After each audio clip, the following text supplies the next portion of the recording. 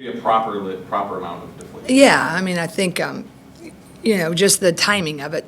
We've had some really good timing of when we needed to play certain teams. Maybe you match up better, and that's been good at parts of the schedule.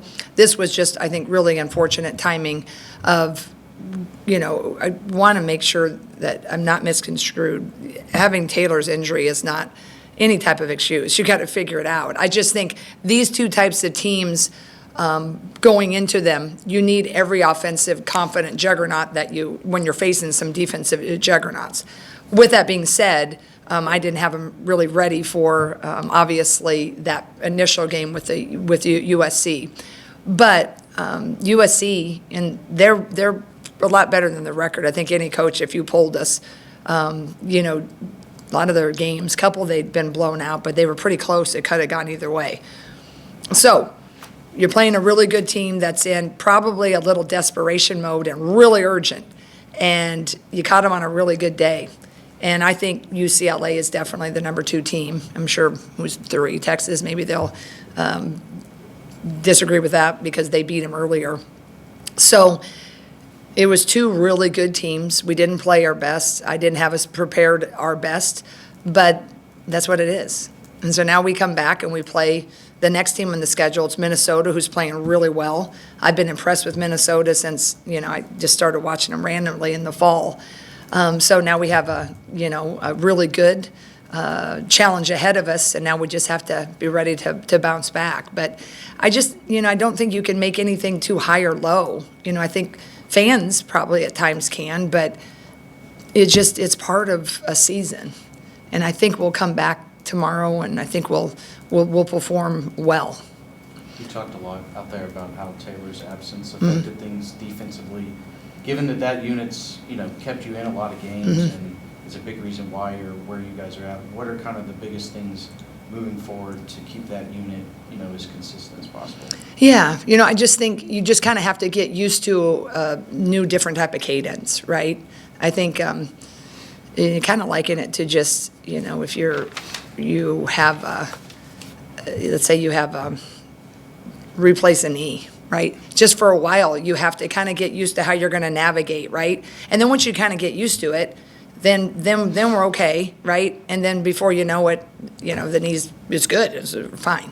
So I just think we have to get used to it a little bit. We have to find the combinations that it's just a little reforming, and sometimes you just need a little bit of time.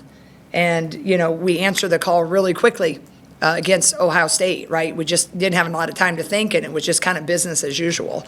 So I just, we're working on that in practice. We're working that in different combinations, but we've had a little bit more time together. So I'm hopeful the more, we have that, consistency, we'll just start to get used to what it feels and looks like.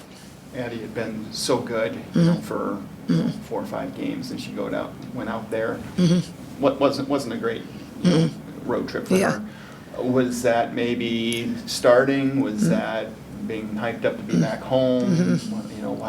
What? Yeah, I think it was probably a combination. Usually that going back home will work, 1 of 2 ways, the adrenaline. But I think that, she's a freshman in some pretty big games and moments. And, their scouting report probably was really going to, attack our youth, right? And so the youngest kids on the team are going to get a lot of the pressure and get a lot of the, just any time that they had it, and it wasn't just Addie, they just kind of got up into them a little bit more. So I think a little bit of the tension with that. Sometimes when you're coming off the bench, you have time to kind of process, and the first sting of how a defense is going to attack you is kind of lessened a bit. So I think that, and I think, she's a freshman sometimes, and that's just what I've been, saying a lot during the year, of just the progression of what it takes. And with, Addie, I think she's done a great job developing, and she earned that start with the games that she has had. And there's just going to be tougher days, and that's what we spoke to her about. And, she's a tough kid, and she's growing and developing, but it's just, it's not it's never an easy, just smooth ascent, with the team or with a development. It's going to have a little, turns and twists. But I just think, it was a pretty, two really good teams that she had to get those first starts. But I suspect she'll be able to shake that off and come back and show all the things that we've seen. Is the plan to stick with her in the lineup tomorrow night? Yeah. Okay. Yeah. And then a couple players that maybe had weeks that were bright spots and otherwise disappointing trip. Maybe Journey Houston, Taylor Strom played well. But Yeah. How important was it, especially for Journey, to show some of that scoring capability? She's done so much on the glass. For her to step up at a time where with Taylor McCabe out, you need to find a little bit of scoring somewhere else. Yeah, and I think it was huge, and I think Journey's kind of been showing that throughout the year. And I think sometimes we can all get lost in just the record of this team, and when it doesn't go well, or we maybe win and you don't play well, the growth that's happening with a lot of the young kids who are really a lot of the key cogs of this wheel. Journey is really a bright spot, and she's a freshman. Ava is a sophomore, is doing really a lot of great things. Taylor Strimlow is doing a lot of great things, and what I like about her right now coming off the bench is she can really come in confidently at your 1, your 2, your 3 position. We just have kids that are just giving us growth, and I think if we can keep Journey continuing to be confident and really going into games and starting realizing, hey, I can do this. That's going to, not just for that particular game, hopefully, but hopefully tomorrow's game. And as we build this for the rest of the season, but as we jumpstart, really looking down the road. But, I think I told you early in the fall, just Journey's motor, and she can kind of play with a little, edge, but stay relaxed. And that's a really nice gift to have. You compared Taylor's injury to getting her crop sale out and getting a knee replacement. I know. I guess. Yeah, I did say that, didn't I? What Yeah. makes you confident that your team can overcome that collective trauma? Well, I just think that they've been pretty resilient all year. They're a together team. They love each other. They love to win. I just think that's where I have my confidence.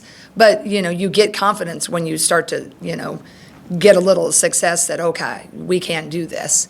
I would like to think if we had the confines of our maybe a home game, and we could go rewind and maybe we played a non-conference game right after Ohio State, we might feel a little better about things, but we didn't have that luxury. So you go right into a game arguably against tough matchups for us, then you get a little bit shaken, right? And so what I've just constantly been trying to tell them is just stay that course. Stay the course. We've shown some really great minutes against some really great teams, Ohio State, Michigan State, Adam, Maryland. We've just had, moments in even how we handled certain things way back in Baylor is we've handled different situations is now we gotta lean on that preparation. And I think if we can just taste that again, right? If we can just, get feeling, okay, yeah, that felt a little bit better. When we closed the gap a little bit at UCLA, which I liked the run there, but then Corey called a heck of a timeout, and just exactly what you want to have out of a timeout. Came out and just went right at us inside, and then they popped a 3, and it was 5-6 points, boom, and then the door was closed again. But I've tried to focus on that, and I think, I just think that their resiliency is it's going to have to be what takes us. You talked about Taylor being able to, to play the 1, 2, or 3, and, there's not much depth there now. How close are either Tegan or Callie to making an impactful impact? Yeah, and that's the thing, when we're in practice is trying to, find that.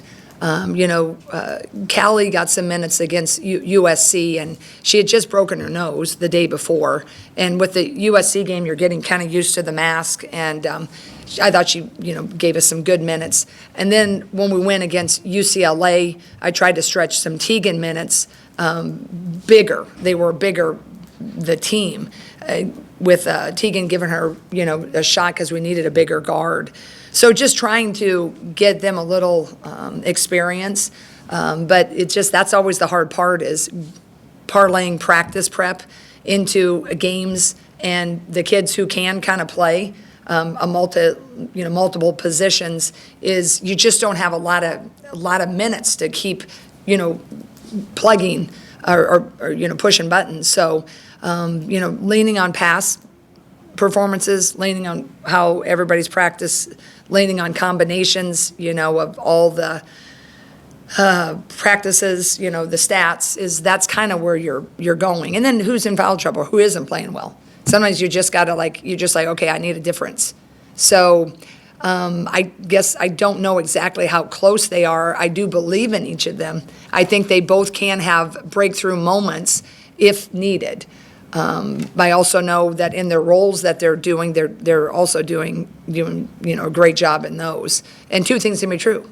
You can keep pushing for more of a role, but you can also be shining in your current role. So I think they're doing a good job. It just depends on the time and place and pace. Could you put Journey at the 3? if need be? We can in certain sets. In other sets, it's a little harder just because the 3 and the 4 do such opposite things. We tried that for a little bit in the UCLA game.